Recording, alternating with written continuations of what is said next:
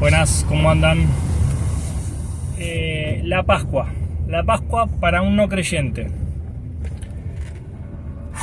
¿Qué tema? El evangelismo es. El evangelio.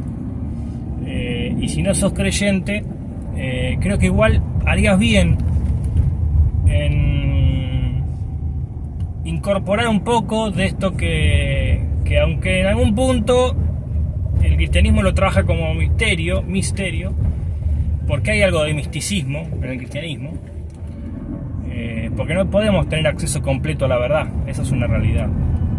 Pero en la doctrina, en la persona de Jesús, en la palabra, básicamente, el cristiano por fe encuentra respuestas prácticas a crisis no solamente existenciales, sino psicológicas, emocionales, teleológicas, y lo encuentra satisfactoriamente, respuestas que logran reencauzar la vida hacia una plenitud más allá de las circunstancias, los problemas, las crisis, las dificultades, las tribulaciones, las pruebas, el sufrimiento y la injusticia, y la enfermedad, y la muerte. Entonces, te invito a acercarte a Jesús, primero como una persona histórica, como aquel inocente que la propia religión y el propio poder de la época asesinaron. Asociarte con la causa de él, con su búsqueda de una sociedad justa, de una atención a los necesitados y olvidados de la sociedad. Volverte como en lo práctico, en su mensaje del reino, porque el reino era una sociedad, es una sociedad, ¿no? Ideal, que Jesús predica, que dice que ya está entre nosotros, está en la medida en que cada uno aporta el amor que proviene de Dios a la sociedad y recibe también, ¿no? Porque si no uno está vacío. Lo que pasa es que ese recibir para dar viene si pones a Dios en el centro de tu vida y sacás del centro de tu vida a los ídolos. A los ídolos no son dioses que existen, son el Dios que no existe.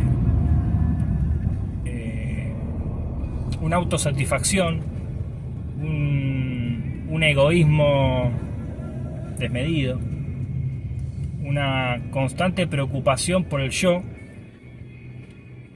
que aplica y genera efectos en la sociedad que son negativos. Y no digo para uno, digo para la sociedad.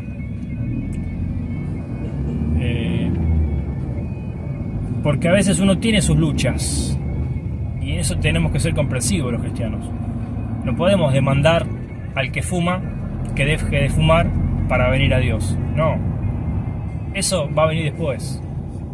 Por lo menos que deje de fumar cuando hay un niño, cuando está dentro de la casa y hay gente. Sería una buena acción, pero lo primero es volverse a Dios. Volver a poner a Dios en el centro de la vida, ¿no? Que eso es lo que planteaba Jesús. La sociedad requiere de un norte moral, de una palabra rectora, de una ley que sea eterna, pero que sea en libertad, una ley que no te obligue, una ley que te oriente, una ley que te salve, no una ley que te condene, porque para eso lo tenemos a Moisés, dice. Y yo no vine a condenar al mundo, sino a salvarlo, dice. Entonces, esa es la primera aproximación que tenés que tener como no creyente a Jesús.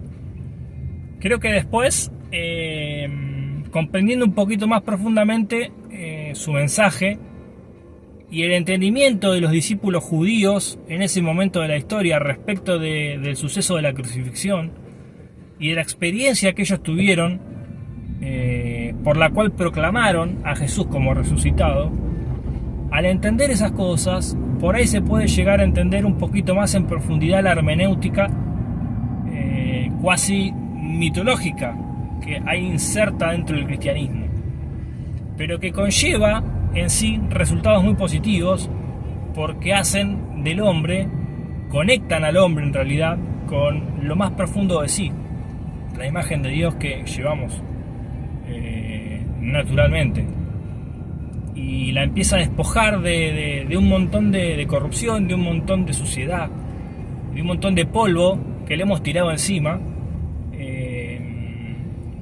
y empiezan a aflorar a partir de esa reivindicación de la imagen de Dios en el ser, en el individuo. Empiezan a aflorar un montón de cosas positivas, que son parte de la naturaleza divina, ¿no? Y que los cristianos filosóficamente adjudicamos primeramente al ser supremo, y por participación a todo aquel ser que se quiera adherir a Dios, que quiere amarlo, que quiere seguirlo, y que lo comprende principio de todo. Entonces, y ante las miserias, ante la culpa, ante el lamento, ante el error, incluso ante las heridas, ante los defraudamientos que pudimos haber sufrido en la vida, también hay solución en la cruz. Porque en la cruz, que es un aparente fracaso, Dios reivindica al inocente, al que sufre, incluso siendo victimario por haber pecado. Porque en cierto sentido tiene algo de verdad la ideología progresista respecto a por qué el hombre que peca, peca. Evidentemente, el hombre que peca fue herido, el hombre que mata fue herido, el hombre que roba fue herido, el hombre que tiene vicios fue herido. Eso no lo justifica pecar, pero evidentemente hay algo para sanar. Y hay algo para sanar en todos y algo para sanar en vos, que quizás no adherís a la fe cristiana. Bueno, en la cruz, y por asociarte a la cruz de Cristo, por identificarte con el siervo sufriente, tu culpa, tu pecado, tus miserias, tus debilidades, tus flaquezas, tus errores pueden ser redimidos, porque Jesús fue redimido del poder de la muerte. Y así, por la palabra, por la fe, cada cristiano es redimido del poder de la muerte y renacido en una nueva vida, así como Jesús fue resucitado, por ser el Cordero de Dios, por ser aquel, como dice el texto, a quien Dios determinó que sea el primogénito entre muchos hermanos. Así que nada, te invito a venir a Jesús, te invito a tener un contacto con el cristianismo un poco más progresivo, de lo más histórico a lo más mistérico, de lo más sencillo a lo más profundo, para no atosiguarte, para no confundirte,